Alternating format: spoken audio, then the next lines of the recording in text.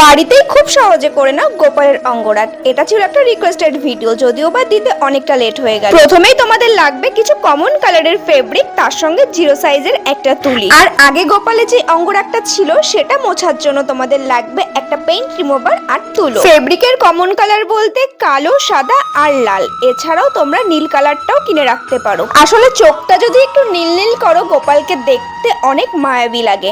আর অবশ্যই অঙ্গরাগের সময় গোপালের চোখটা আগে এঁকে নেওয়ার চেষ্টা করবে।